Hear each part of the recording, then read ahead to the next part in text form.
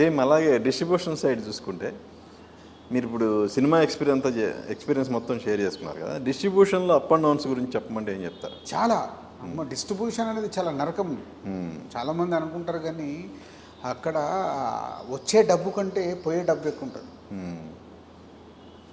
So నాదేంటంటే నా quality, నేను ఒక సినిమా కొనాలనుకుంటే స్టోరీ ఏంటి, ఇది వర్క్ అవుతుందా, ఇది కరెక్టా కాదా, ఇది ఎంత ఎకానమిక్స్లో పెట్టి కొనాలి, ప్రీవియస్ సినిమా ఏంటి, ఇంత వర్క్ అవుతుంది, ఇన్ని క్యాలిక్యులేషన్లో నేను వెళ్తాను.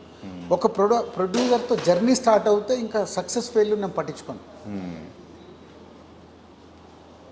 సక్సెస్ కానీ ఫెయిల్యూర్ కానీ, ఇప్పుడు హాసిని ఆర్క కంపెనీ ఉంది, మైత్రి ఉంది, మొన్నటి వరకు నేను ఒకసారి జర్నీ స్టార్ట్ చేస్తే వాళ్ళు ఏ సినిమా తీసినా మనం చేయాల్సిందే. వాళ్ళు అడిగిన ప్రైజ్, ఫెయిల్యూర్ అయితే ఫెయిల్ అయింది ఇంత పోయింది, సక్సెస్ అయితే ఇంత వచ్చింది అని డిస్కషన్తో జర్నీ కంటిన్యూ అవుతుంది. ఒక ప్రొడక్షన్ హౌస్ నుంచి 5-6 సినిమాలు వస్తున్నాయంటే 5-6 ఇట్లు ఎవరైనా తీయలేము. 1-2 ఇట్లు అవుతాయి, 3-4 ఫ్లాప్లు అవుతాయి, అన్నీ చేయాల్సిందే. ఎందుకు ప్రొడక్షన్ హౌస్తో జర్నీ చేయాలి. సో మీరు అన్నట్టు మైత్రితో అలా జర్నీ కొనసాగింది కదా, ఎందుకు మరి మైత్రి వాళ్ళు మీకు పోటీగా డిస్ట్రిబ్యూషన్ స్టార్ట్ చేయాలని వాళ్ళు? పోటీ అని ఏముంటుందండి, ఇప్పుడు ఇక్కడ దిల్ రాజు ఒక బ్రాండు, దిల్ రాజు ఎన్ని సినిమాలు కొంటున్నాడు, రకరకాల డిస్కషన్స్ చేస్తారు. సో దిల్ రాజు అకౌంట్స్ సరిగ్గా చూపించట్లేదు అంటాడు ఒకడు. నేను అదేగా చెప్తున్నా, డిస్ట్రిబ్యూషన్లో నువ్వు అన్ని సక్సెస్లు ఇవ్వలేవు, ఫెయిల్యూర్స్ కూడా ఉంటాయి. మరి ఇంతమంది డిస్ట్రిబ్యూటర్లు నాతో పనిచేస్తున్నారు, ఎవరిని నేను ఎప్పుడు ఒక మాట అన్నాను, ఎందుకంటే డిస్ట్రిబ్యూటర్ కదా నాకు వాళ్ళ స్ట్రగుల్స్ తెలుసు.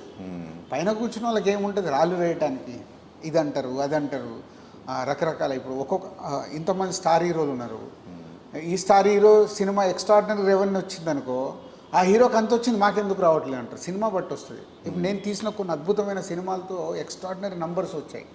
2017లో ఫిదా ఎక్స్ట్రాడినరీ, ఎందుకంటే నైజాం బ్యాక్డ్రాప్లో వచ్చిన సినిమా నైజాం ఎరగొట్టేసింది. ఆ సినిమాకి అంత వచ్చి మా స్టార్ హీరోకి ఇంత రాలేదు అంటారు. సినిమా తెచ్చేరేవని వాళ్ళ సొంత సినిమాలకు డబ్బు ఎక్కువ వస్తుంది, బయట సినిమాలకు అంత నంబర్స్ రావు అని అంటారు. ఇట్లా రకరకాలుగా. సో ఎవరి ఇష్టం వాళ్ళది, ఎవరికి ఇక్కడ ఇట్స్ నో పర్మనెంట్ కదా, ఎవరికి నచ్చింది వాళ్ళు చేస్తారు, పెట్టుకున్నారు, వెల్కమ్. నాకు చాలా పని ఉంది కదా, ఓన్లీ డిస్ట్రిబ్యూషన్ కాదు. ఎప్పుడు నేను ఎంజాయ్ చేస్తున్న నా work as a production house, as a producer. ఇందాక నేను చెప్పాను కదా, డిస్ట్రిబ్యూషన్ అనేది లక్, సక్సెస్ రావచ్చు, ఫెయిల్యూర్ రావచ్చు. ప్రొడక్షన్ అనేది నా చేతిలో ఉంటుంది. ఏం సినిమా తీస్తున్నా, ఎంతలో తీస్తున్నా, ఏం చేయాలనేది. డిస్ట్రిబ్యూషన్ అనేది వాళ్ళు తీసేసి